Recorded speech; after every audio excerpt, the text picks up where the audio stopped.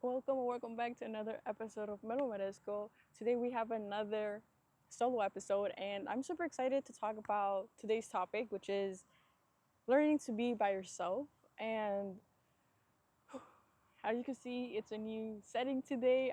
If you're watching this, it's a new setting today. I'm at a park, and I decided to get out of my comfort zone and record in public. I usually, if you've seen previous episodes, it's in the car. So today I decided to come to a white neighborhood and record where there's barely any people here. So I saw like an old person pass by on their bike. You don't see that every day. And then they left, and now I have the whole park by myself, and it's a pretty nice scenery. Maybe I'll leave some videos towards the end. It's like a small bridge here, a bunch of trees over there, and then water. So, and a bunch of bees here too. But this is nature. So I'm really excited as well because I have finally planned my notes. It's not like a, oh, look, ants. It's not a, what's it called? Super structure, but my thoughts are definitely there. It's a mind map if you seen like those before, mind maps. So I have a bunch of that, and hopefully I get to most of the things I have planned today for the episodes. But again, I'm really excited. So let's finally get into it. So again, we're talking about learning to be by ourselves, and to give some context or some background of like the things that I've personally done, like my experience. It's I think it was I want to say last year or yeah, definitely last year after I broke up with my ex. I think I definitely took that time to kind of get more out of my comfort zone and go out like solo dates, an actual solo date. And the first one I think I took like consciously and intentionally was me going to like this small concert. I don't know. I don't know what it's called, but it's a bunch of upcoming artists, like very new. I think genre maybe very different. Like it could be indie, it could be jazz. I don't know. To be honest, I only went one time, and that was the first time I went out by myself intentionally. I went to that concert, and then I went because I was running late. I walked the High Line like pretty quickly, and then after that, because it ended, I think like 9 or 10, I ended up going back to my aunt's house because it was in New York. So that was like my first time consciously and intentionally going on a solo date. And then afterwards, it's been going to different events by myself. So one of the first events I went to was Rachel Rogers and Nathan Barry's podcast live, like in person, like from the billion dollar creator. And then they had the guest Sahil Bloom, and it was a very interesting. I only talked to the one person, like a actual conversation, and then it's really hard for me to connect with people, and yeah, it's just really hard for me to connect. So most of these times that I've gone out by myself, I usually don't talk to anybody unless somebody approaches me and then the conversation clicks. But if not, then it's kind of like. But usually there's someone who always kind of like confides in me or like just starts talking to me, and it kind of like I just listen and then they just talk, and that's kind of how it goes throughout the whole conversation. And I usually like it that way because I don't like talking about me or I don't know how to express myself, so it makes it harder. But anyways, so that was the first one like of an event where it was like social people, because the concert was like, okay, you go by yourself, it could be a day or whatever, you just listen to it, like you don't have to talk. And this one you listen, but I think afterwards there was a networking event, so you were able to talk to other people, blah blah blah. And another event that I went to, that was around I think September, October-ish. That one, it was also an event. It was like a personal development, sales, uh, what is it, workshop or conference. It was like a 3 day event, and I was able to go to the last day, the second or I think the last day only, and that was also very exciting because I was like front row, so I was like, okay, see me, I'm here, I'm present, and then I was able to talk to a few people, but it was nothing. Again, it was just like small talk, conversation, blah blah, blah. And then I went back home. But that was a really interesting. I saw a bunch of successful people where they're experts and very not knowledgeable, but they know what they're talking about. They're very successful at what they're doing. Let's see, what other solo dates? I think those were like my first few solo dates with myself.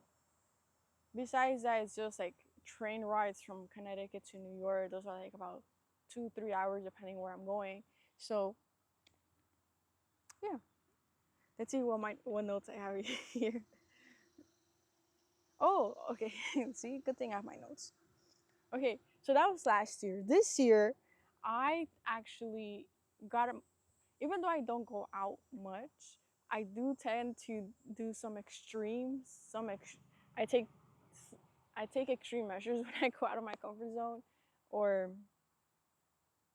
for example, so I went to the salsa class by myself. I think it was the second, third week of July. And that was really fun. Like, even though I barely talked to any people as well, again, um, some people were able, two people asked me out to dance, and one of them, like, kept asking me. And I was so thankful because, like, he was, like, teaching me, and he was a really good teacher, to say the least. And I was really excited. I had fun. I learned, and I wish I would have gone. I wish I could have gone back again. I think the time I'm recording yesterday was the last day, so I was only able to go once. But that was also like a time, not only a solo day, but also getting out of my comfort zone and how I dress. I went on a long skirt and like a matching set, and that's something I don't really do with mine. It's always like baggy clothes, jeans, a shirt, like very simple, very minimalistic. And I got out of my comfort zone that day. Then the most recent, besides the salsa class, was the most recent one, but the most recent that has also been the most extreme, you could say, it was my Texas trip. That was a week and a half, from the 11th to the 19th. I was by myself. And yes, I met some people. Yes, I was in some instances I was surrounded by people, but for the most part, anything, like, I had control of everything. I was by myself. When I was in the hotel, when I went to eat by my, usually there was only two there was only two times that I ate with somebody during that whole week and a half in that trip. And that was, shout out to Claudia and shout out to Paloma and shout out to Michelle, because I also ate her with Claudia. So thank you so much. And shout out to Carolina, her daughter, ate. And yeah, so that was like the only time I ate with somebody. But besides that, most of my breakfast, my dinners, si tenía antojos, it will be by myself. So even solo dates of like eating by myself, I had a bunch of them during that trip. Sleeping like where nobody was there. Like, I slept in the car like two times. Oh, I did got invited to stay at, shout out to Claudia and shout out to Michelle, who let me stay at their home. But if it wasn't because of them, I also would have slept like by myself. But thankfully, I had somebody, and I had like the universe helping me out and guiding me and meeting amazing people who really helped me out during this time, and trusted a stranger. So thank you for that. And so yeah, that was like my biggest trip and my biggest time being by myself. I thankfully I was never really scared or anxious or thinking about like the what ifs, or, oh, what are people gonna think about me if I'm eating by myself. Like, no, no. If anything, I was more thinking of like recording myself. I think that's still me getting out of my comfort zone. But having to, or getting to eat by myself, it's for me, it's fun. I enjoy it, and I get to think more, like consciously think more and question more and reflect more. Compare if I were to like be with somebody else where conversation may not flow, or it's really hard for me to make conversation. Let's get that clear in this episode.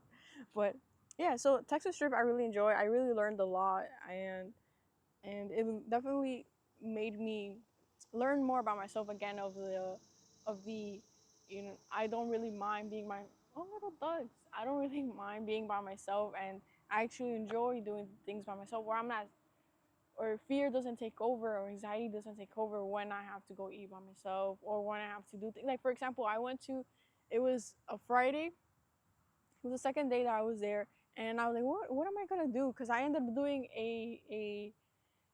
what's it called, a collaboration with a restaurant. Shout out to Cuchara and Cucharita. Their food is amazing, so definitely go check them out in Houston, Texas. In I don't remember like the area, but definitely check out Houston, Texas. Cuchara and Cucharita. They're really great. Tell them that Andrea sent you, and I did a brand collaboration with them, and it was a very scary thing because one, I was eating by myself, and two, I was creating content as well. But afterwards, when it was done, when I was done with Cucharita, I was like, what am I gonna do? Like, there's like, I didn't plan anything. So I was like, okay, let's go to TikTok. And then I remember this lady that I saw for a bit, and oh my God, there's a lot of mosquitoes in there. There's a lot of mosquitoes. Okay, there's this lady I saw when I went to the park, and she was like, oh, there's gonna be this event, you should check it out. And I was like, okay. And then I remember that, so I searched it up, and then I booked the tickets. And then I went by myself. It was this car exhibit, this awesome car exhibit where they like kind of like dress up with their cars, and it was really cool. And then there was like a little concert afterwards, or during that time there was like different people, but like the actual performance like later that night. So all of that was so because I did not talk to a soul, like no, there was a bunch of people and I didn't talk to nobody. So again, really bad conversations, but I'm working on it. I'm working on it. Okay, so let's see who my other notes are. Yeah, and I think one of the main things I've learned is that we've been programmed to kind of rely on doing things with other people. Like, oh, I need, like, oh, do you want to come with me? Or, oh, if I don't have nobody else, or I don't have friends, then I'm not gonna go out because I'm scared to be by myself. I think we've been programmed and ingrained that belief that we need somebody when in reality we don't need nobody else besides ourselves. And if we're comfortable and we trust ourselves and we trust our ability to make decisions when we have to be by ourselves, and honestly not caring what other people think. I think, hopefully I'm not talking that loud. Sorry. Oh, there's a lady behind me. I think it's really cool, and not to overthink these stuff, because I think even if you do have a partner or if you do have friends who you get really along with, or your family members, I think it's really important, especially during this time, to have solo dates, to learn more about yourself, and be okay with sitting in the park by yourself and with a camera and then like people being around, you know. I think it's okay, and I think we have to start debunking that myth that we need people to start going out with. Like, I didn't need, like, honest, and don't get me wrong, like sometimes I wish I had people, I had friends, or I had family members that could come with me to this stuff, but because of schedules, because they don't like those stuff, because they themselves aren't ready to get out of the comfort zone, you know, it's am I gonna depend on them to go out and do things that I could more than and that I am more than capable of going by myself? So the answer is no, I will not depend on them, and I will go out on whatever thing I want to go to or do. Ooh, another thing, and I think I'm really happy about this one, because many people, or I mean, I'm assuming that a lot of people, when they do go out on solo dates, they tend to go on their phones, or even like when they're with people, or like the person went to the bathroom and they're like waiting, they automatically take out their phone. I think for me, I'm very glad that I was able to create this habit of not taking out my phone when I'm by myself, or when somebody went out and it's like, oh, what do I do now? It's like I feel like I'm very comfortable not using my phone during those times. And I think I really learned that during my trip to Texas. I really consciously and intentionally tried my best not to use my phone during the times when I was eating, when I was on these events, or even when, especially those social events that I went to, like that course that I went to where there was a bunch of people, I really try not to use my phone. So I'm really happy, and I'm patting my back, or patting my, yeah, patting my back. Is that patting my back? Whatever it is. I really want to congratulate myself, because you know that can be very, what's the word? It can be very overwhelming for people where like they don't have nobody else, like nothing to look at, or they feel anxious that people are looking at them like, oh, why is that weirdo or weird weird person like standing there by yourself? So kudos to you if you don't use your phone, and challenge yourself, really challenge yourself to not being your phone during those situations, or even when you are with people, because there's people that eat together and then everybody's on their phone, or oh, I can see this girl, or friendships where like they don't have nothing to talk to, or whatever, and then they end up using their phones. Like really try to really challenge yourself to not use your phones, and whether you're with people or whether you're by yourself, really take that hour, 30 minutes, hour, or start even small, 10 minutes, 20 minutes, where you're consciously and intentionally not using your phone. And I think I already talked about the overcoming limiting beliefs. Is like people are going to think you're weird. Like there are people who are going to look at you and say, why is she doing that? But you in itself, you're challenging their own beliefs, because if you could do it, then they could kind of give themselves permission that they could do it themselves too. And you create this ripple effect, or you at least questioned their beliefs, because again, people tend to care what other people think, and I think we have to start reminding her. And don't get me wrong, it's not easy, but I think once we start like debunking those little by little, I think it's really cool when you don't care, and when you don't care about what other people think. And I think that's really the main one, because I have the other point of like everyone's going to stare at me, and no, nobody's going to stare at you. Like some people really don't care, and some people are in their own minds, like or they're in autopilot, or they're so consumed with their own thoughts that they don't really care about what you're doing. Like for example, there's this lady right here who is how do you say stroll, like the stroller, like walking with her niece or daughter or whatever she is to her. And they definitely saw me record from here. And do you think they care? Like maybe they judged me, but does it matter? Like it's not like she's coming to me. It's like, oh, you weirdo, why are you recording in the middle of a park? Like, why not? There's nobody here, and I'm not taking nobody's space besides a tree. And I asked the tree if I could sit here, and I think it said yes. I'm not really sure.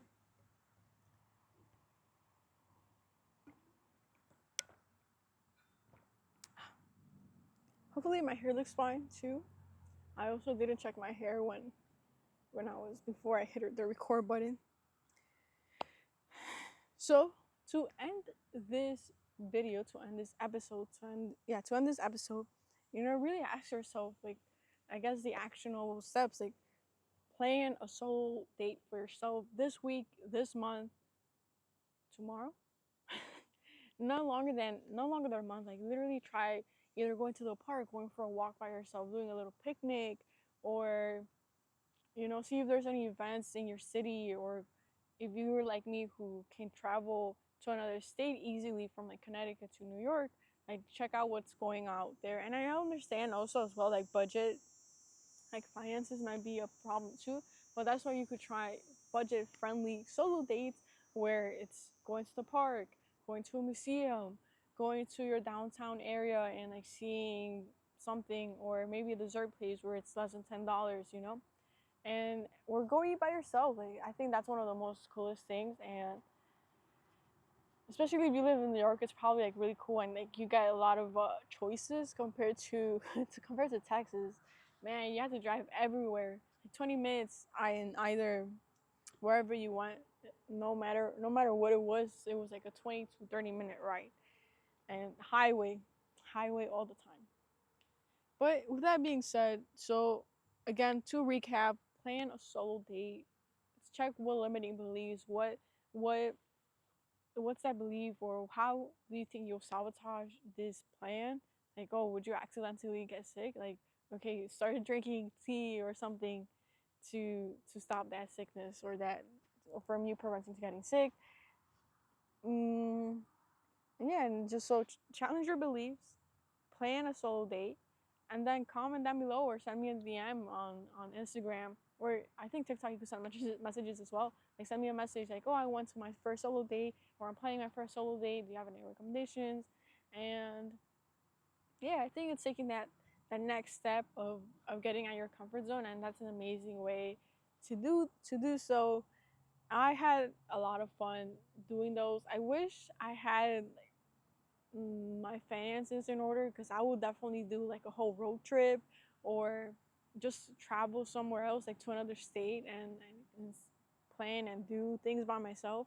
But right now, I am saving. I am paying for my debt. So check that episode that I did. I think two episodes before.